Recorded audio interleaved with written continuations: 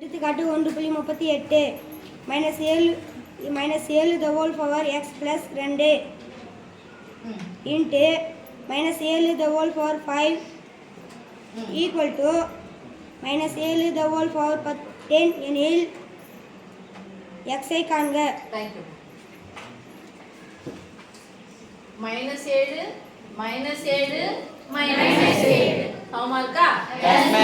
நடுவுல என்ன குறிக்கு பாருங்க. அடிமானங்கள் ஒரே மாதிரி இருந்து நடுவுல பெருக்கல் வந்தா அடுக்குகளை என்ன பண்ணிக்கணும்? இது மாதிரி வந்துச்சுன்னா இப்படி போட்டுக்கோங்க. பெருக்கல் வந்தா பிளஸ் போடுங்க. பெருக்கல் வந்தா சரி வகுத்தல் வந்தா ஓகே. எத்தனை முறை மைனஸ் வந்தாலும் -7 அடுக்கு x என்பது மாறி. x கூட வேற என்ன கூட்டா x அப்படியே தான் இருக்கும். நம்பரை கூட்டுங்க. இங்க நம்பர் என்ன இருக்கு? 2. இங்க நம்பர் என்ன இருக்கு? 5. 5 கூட 2 கூட்டினா எத்தனை? 7. இங்க என்ன இருக்கு? x. சொல்லுங்க. x + 7 -7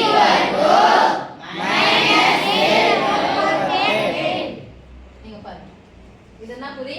ஈக்குவல் டு என்னது? சமம். எதெல்லாம் சமம்? லெஃப்ட் சைடு இருக்கும், ரைட் சைடு இருக்கும். சமம். லெஃப்ட் சைடுல அடிமானத்துல என்ன இருக்கு பாருங்க. -7 ரைட் சைடுல அடிமானத்துல என்ன இருக்கு? -7 ரெண்டு சமமா இருக்கு. அடிமானங்கள் சமம்னா அடுக்குகளும் சமம். சொல்ல மாட்டீங்களா? அடிமானங்கள் சமம். சொல்லுங்க. This implies This implies x + 7 equal to 10. x + 7 equal to 10. இயற்கணித வடிவத்துல சொல்லணும் அப்படின்னு சொன்னா ஒரு இந்த கணக்கு எப்படி படிப்பீங்க? x என்பது தெரியாத ஒரு நம்பர் என்ன பண்ணுவீங்க?